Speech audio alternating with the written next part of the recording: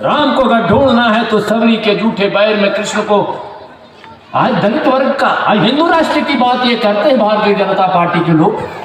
अरे हिंदू राजा महाराजा तो थे इस देश में, पढ़ते तो है लेकिन पढ़ने का कमरे नहीं थे। कई संस्था, कई कोचिंग इंस्टीट्यूट चलता। हमको ताज्जुब हुआ कि मुस्लिम वर्ग की लड़कियां भी पढ़ने आती है, जो समाज के बारे में तक लड़कियां पढ़ती नहीं। हम ताज्जुब किए और हमने उसी दिन ठाना कि निश्चित रूप से हमसे जो कुछ बन पड़ेगा 10 लाख, 15 लाख, 20 लाख रुपया दिला के इस स्कूल को एक बड़ा और भव्य स्कूल बनाएंगे, ताकि इंटर तक की पढ़ाई यहाँ के स्थानीय लोग पढ़ सके। इन्हीं शब्दों के साथ हम आपका, यानी दुनिया आगे बढ़ रही है। आज दीदी के दाएं बाएं वाले मिल के मिये का पैर खींचे जा रहा,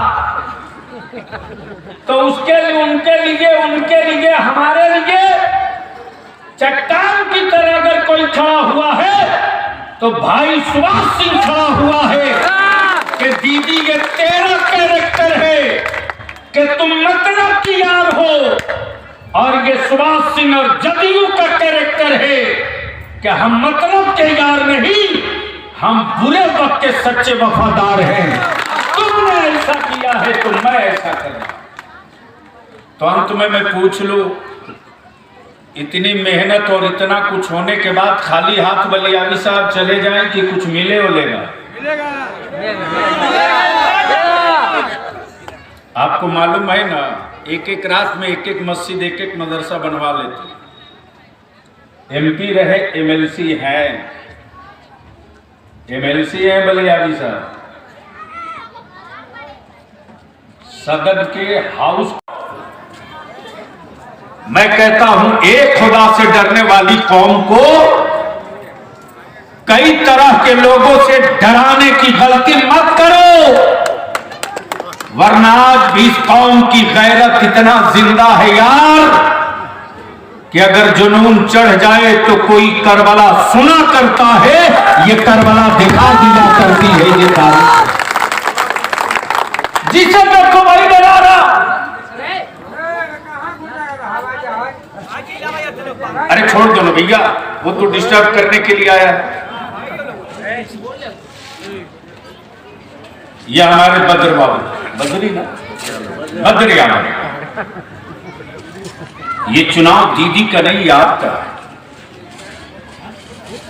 यही चुनाव तय करेगा कि स्कूल कैसा हो, यही चुनाव तय करेगा कि कोचिंग कैसे चलेगा, यही चुनाव तय करेगा कि आपके बच्चों के लिए कोई व्यवस्था लाइब्रेरी की होगी कि नहीं होगी। लेकिन ये भीड़, ये समूह देख करके लोग कहते हैं कि नीतीश कुमार और बीजेपी, माफ करना जी, बलियावी को सुन लेना मंत्री जी यूट्यूब पर। जनता दल और नीतीश कुमार वो आदमी है कि एमएलए कम होने के बावजूद भी घुटने टेकवा दिया और कहना पड़ा कि नीतीश कुमार, आप बिहार की जरूरत हो, अगर आप मुख्यमंत्री नहीं बनोगे तो दूसरा बिहार को चलाने वाला भी नहीं। लेकिन किसी की आवाज नहीं निकल रही थी।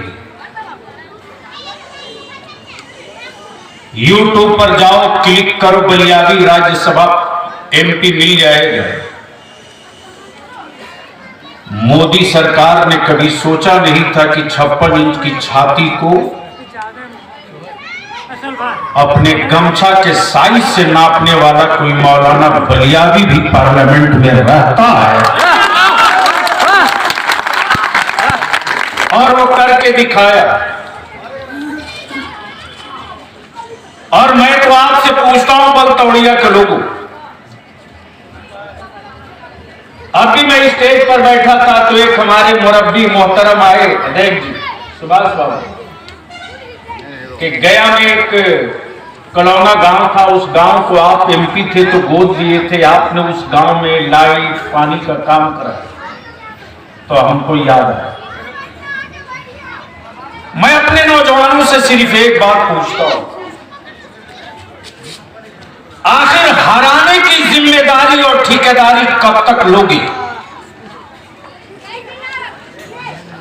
तय कर लो कि हराने के लिए कब तक जिंदा रहोगे।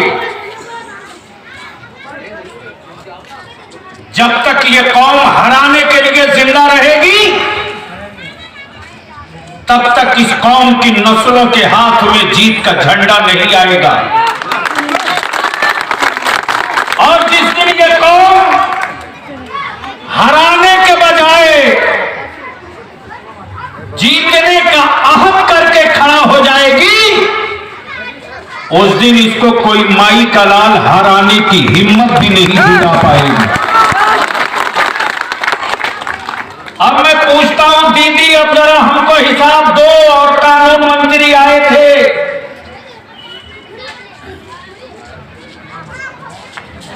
बलियाबी जल्दी किसी की चुनौती नहीं स्वीकार करता, लेकिन मैं मंत्री जी की चुनौती को स्वीकार करके और आपके माध्यम से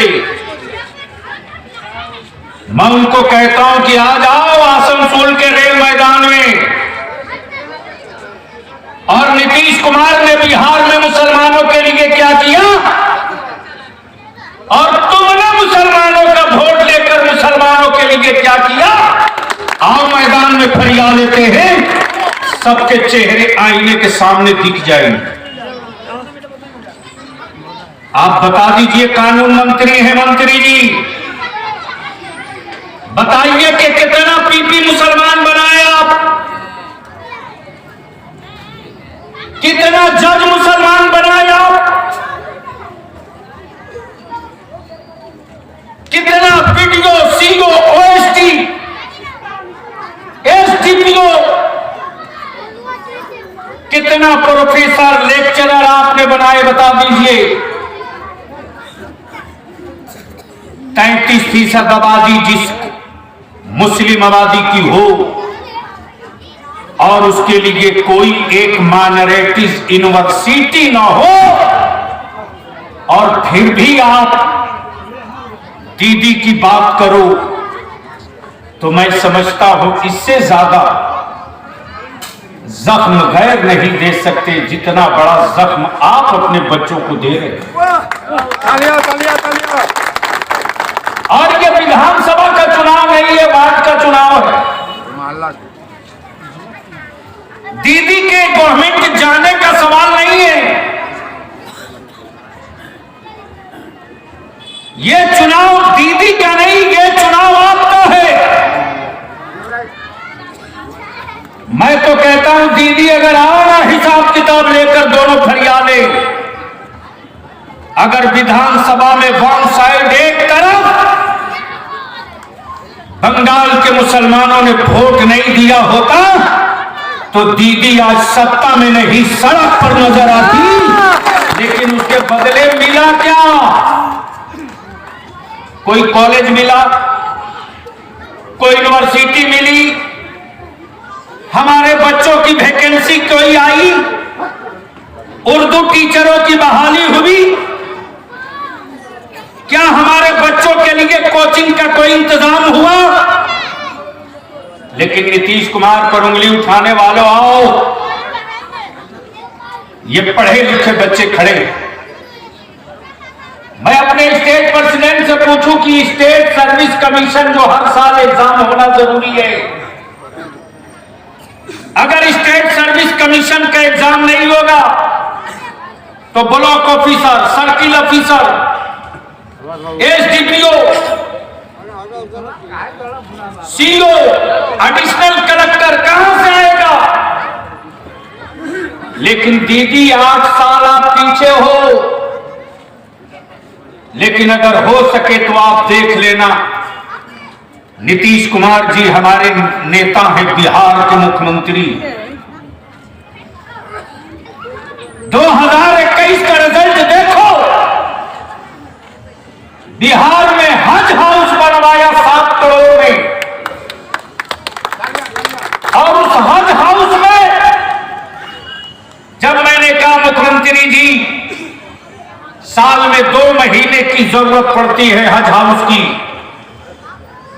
हम तो गांधी मैदान से भी तिरपाल बांध कर अपने हाजियों को तवाफ़े काबा और ज़ियारत रोज़े रसूलुल्लाह के लिए भेज सकते हैं।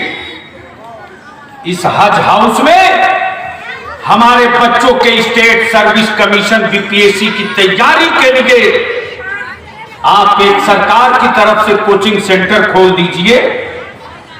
आने वाले दिनों में हमारे बच्चे भीख नहीं मांगेंगे, कलम की नोक से अपना हिस्सा खुद फरिया लेंगे।